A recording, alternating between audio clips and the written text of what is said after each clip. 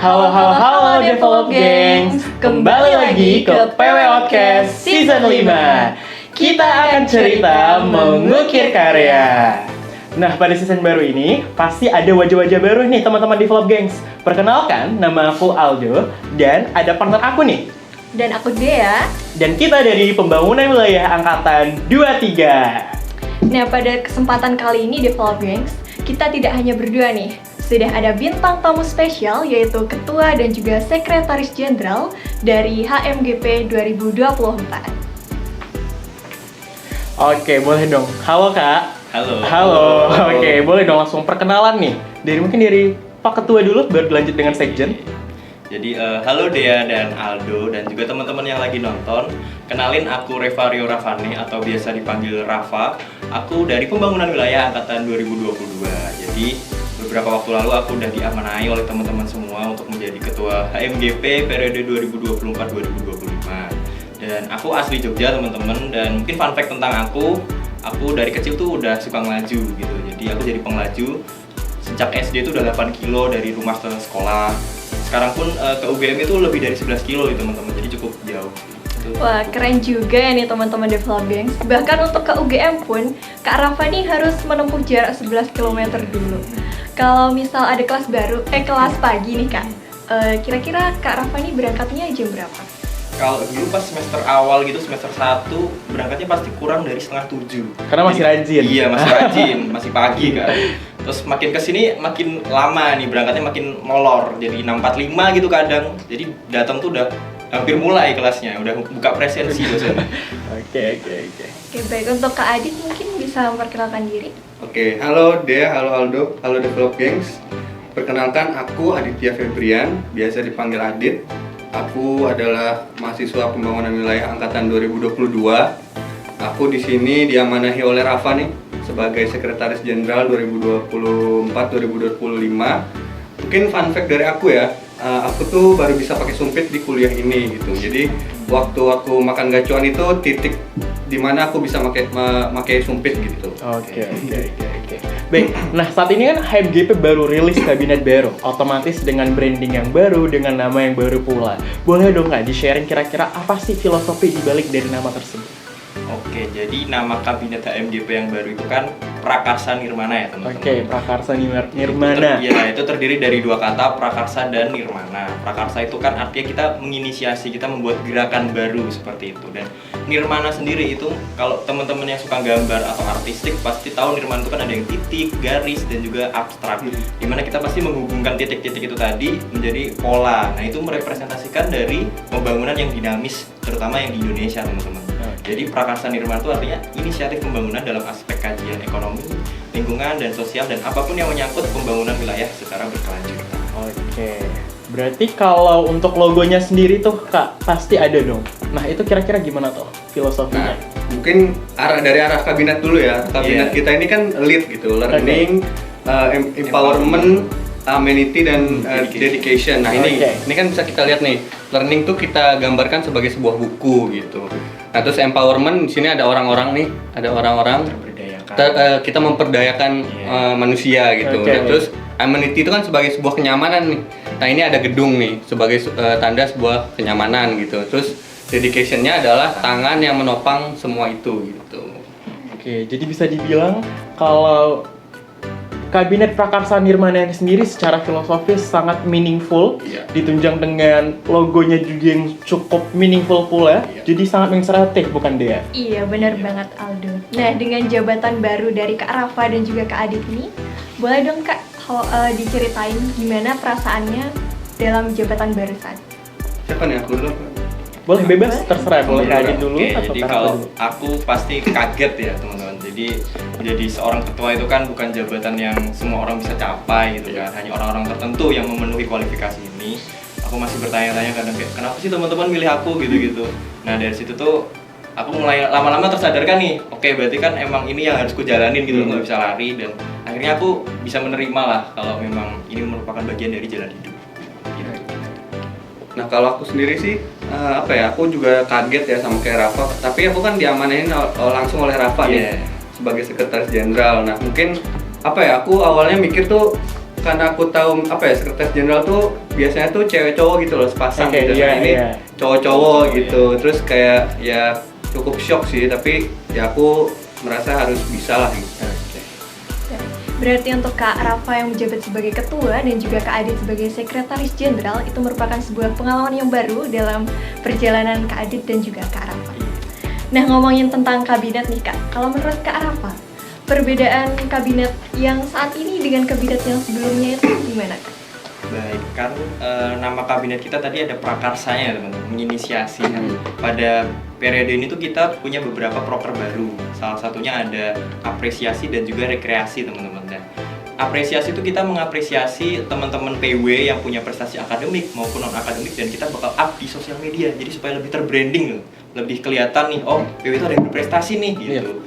Terus selanjutnya di rekreasi itu kita mulai menunjang kenyamanan fisiknya teman-teman. Kan kita punya sekre ya, sekrenya kan supaya nggak jadi gudang, kita akan adakan bersih-bersih bersama teman-teman dan tiap berkala seperti itu. Jadi fokus dari kabinet ini tuh lebih ke kenyamanan seperti itu. Sesuai dengan amenity-nya tadi yang Betul dari banget, lead-nya. amenity. Oke, baik. Berarti terdapat banyak pembaharuan proker dari kabinet yang sebelumnya. Betul. Oke. Nah, saat ini kan bisa dibilang kalau kabinet Prakarsa Nirmana itu baru dimulai nih kan? Iya. Berarti ada dong semacam harapan ataupun wish dari Kak Rafa ataupun Kak Adit mengenai bagaimana keberlanjutan dari kabinet Prakarsa Nirmana ini. Kira-kira apa tuh Kak? Mungkin kalau dari Kak Adit. Ya tentu ada harapan ya. Harapannya tuh ingin apa ya, meneruskan legasi yang sudah dibangun oleh kakak-kakak tingkat sebelumnya yang sudah dibangun dengan baik itu dan berproses lama gitu kan. Nah mungkin prospek dari aku dan Rafa nih ya, kita akan berproses untuk memperbaiki yang mungkin ada kurangnya, kan tidak ada yang sempurna gitu kan. Nah ini kita akan berproses untuk memperbaiki apa yang kurang dan yang masih perlu diperbaiki gitu. Oke, berarti bisa dibilang banyak pastinya harapannya, tapi semua berujung ataupun bermuara pada sesuatu yang lebih baik ke depannya gitu. Boleh dilanjut, Dek? Nah, HMGP sendiri itu kan merupakan himpunan mahasiswa yang berada di program studi pembangunan wilayah kan, Kak? Boleh dong diceritain dari Kak Rafa dan juga Kak Adit alasan dan juga perjuangannya untuk masuk di PWUGM ini. Mungkin dari Kak Adit terlebih dahulu. Aku perjuanganku dulu itu aku tuh semi gap gitu. Aku dulu sempat masuk di UB, terus aku sempat kerja juga gitu. Terus nah habis kerja itu aku langsung les di Geo nih. Mana nih teman-teman Geo nih. Nah terus kenapa aku masuk PW? Karena mungkin aku suka sama kontennya Bosman Mardigo Wowik gitu. Nah itu dia tuh ngebahas tentang konten-konten geopolitik, bahkan sampai aku masukin di YouTube gitu, satu playlist gitu kan. Terus sama aku kan dari Jakarta. Nah itu waktu masa jabatannya masih dipegang oleh Jokowi, itu pembangunan itu cukup pesat gitu. Ada MRT, ada LRT. Nah itu aku suka tuh lihat-lihat progres berapa persen nih MRT, LRT progresnya. Nah dari situ aku kayak tertarik sama perencanaan pembangunan lah intinya. Oke. Jadi kalau aku mungkin sedikit berbeda ya dari Adit. Perjuanganku masuk PW itu sebenarnya nggak terbayangkan aku masuk PW. Dulu tuh aku pengennya masuk ilmu komputer teman-teman di FMIPA UGM. Cuman karena keterbatasan nilai matematika ya, aku direkomendasi sama tutor bimbelku buat ambil yang lain nih. Terus juga pas itu kan aku juga lagi jalan-jalan, lagi lihat landscape Indonesia lah secara lingkup kecil. Dari situ aku mulai tertarik lah dengan sumber daya yang ada di Indonesia. Terutama dalam landscape-nya ya, kan Indonesia terkenal dengan keanekaragamannya yang melimpah.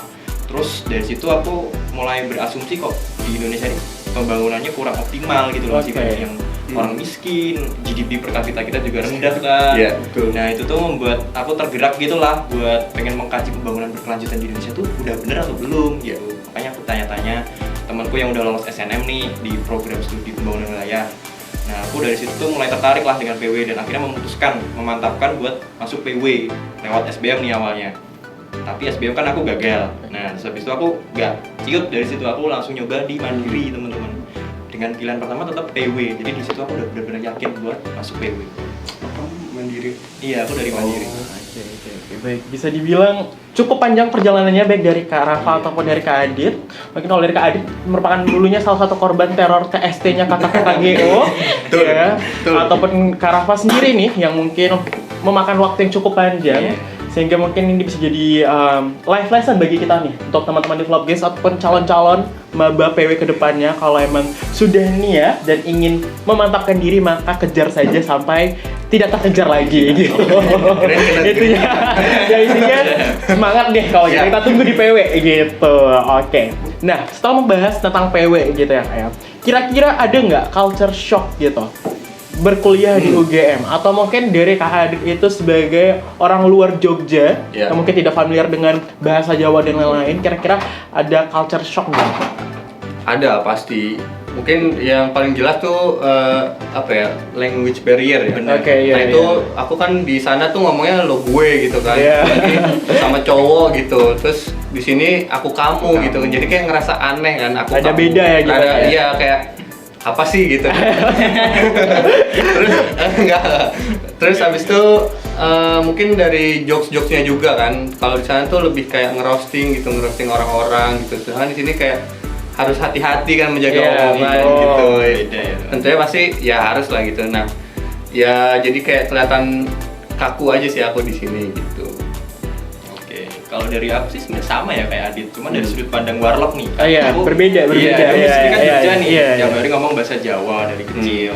Terus tiba-tiba masuk UGM, ketemu teman-teman di luar Jawa, di luar pulau yang pasti nggak bisa ngomong bahasa Jawa kan, mereka nggak fasih. Jadi aku harus menggunakan bahasa Indonesia dengan baku nih teman-teman, biar ngomongnya kita tuh nyambung gitu. Nah kadang tuh agak kagok gitu lah teman-teman, kadang kalau mau ngejokes atau nyeletuk pakai bahasa Jawa tuh jadi harus ngejelasin gitu dari awal, oh ini artinya apa, jadi nggak lucu nanti teman-teman gitu. Bener banget. harus delay dulu ya kayak baru bisa ketawanya gitu. Kayak jelasin baru ketawa gitu ya. Gitu. Berarti culture shock dari Kak Rafa dan juga Kak Adit ini sama ya Do, tentang bahasa. Cuman dari kebalikannya dua point of view yang berbedanya bener aja banget. gitu. Oke. Nah ngomongin soal PW nih Kak, PW kan tempatnya di Fakultas Geografi nih.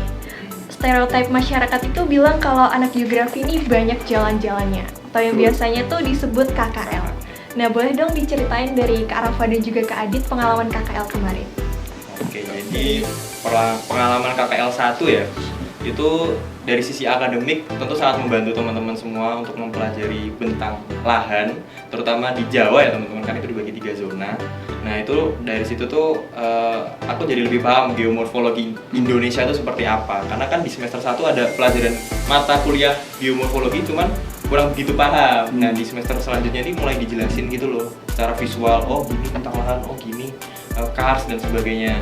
Terus juga kita bisa menjalin relasi dengan teman-teman prodi lain di luar PW kayak GEL sama KPC. Kan di Geo kita nggak sendiri ya, kita harus menjalin relasi lah sama teman-teman itu. Itu sih poin-poinnya. Kalau dari Adit? Kalau aku ya tentu nggak bahas akademik ya.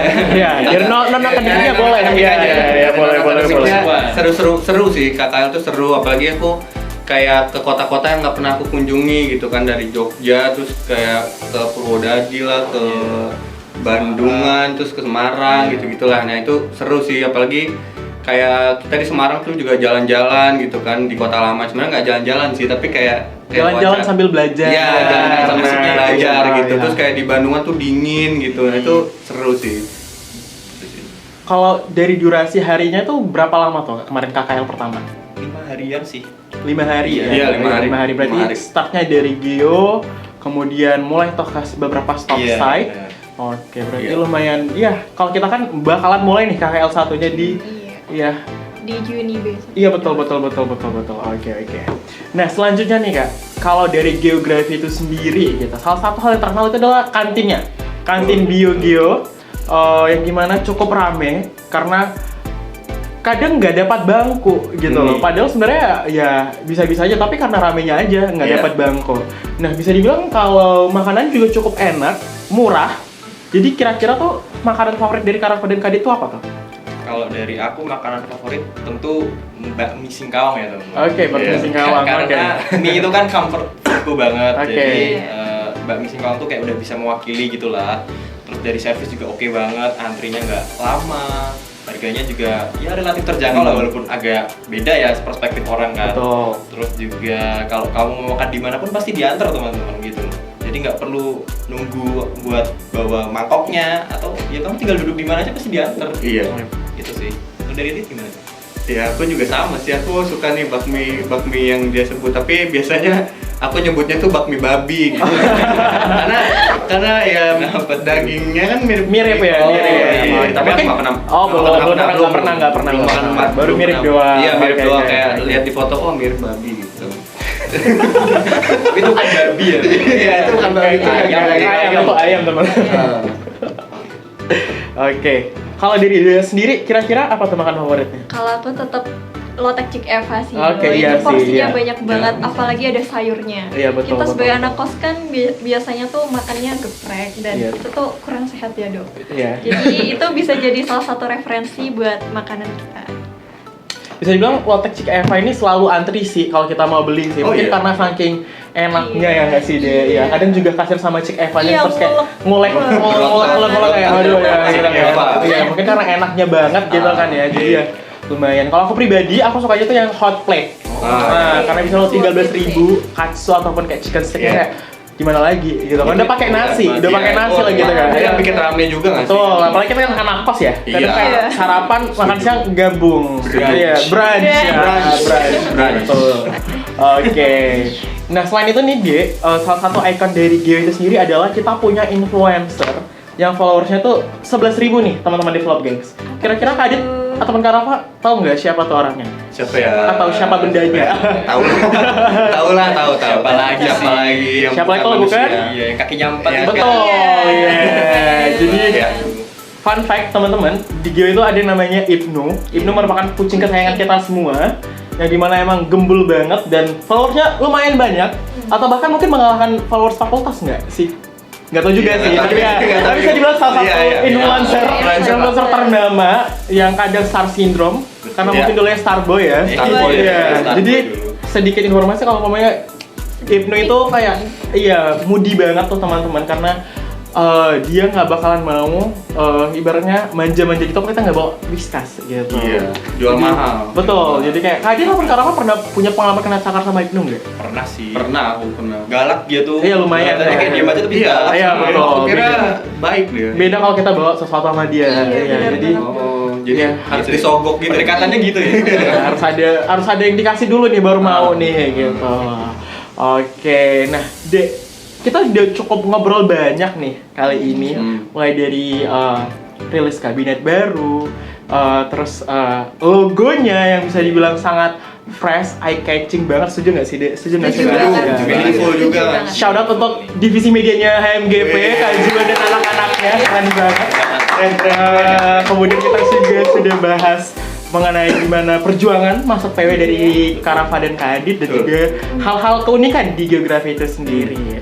Nah, kita juga dapat insight-insight baru nih teman-teman, ilmu-ilmu baru, sehingga mungkin sudah waktunya untuk berpisah saat ini. Jadi mau ucapkan terima kasih banyak kepada Kak Rafa dan Kak Adit. Makasih juga ya. Iya, sudah mau menjadi bintang tamu spesial kita pada episode baru season 5 yang dimana kita hadir tidak hanya melalui audio doang, namun kali ini kita sudah hadir dari versi visualnya. Gitu.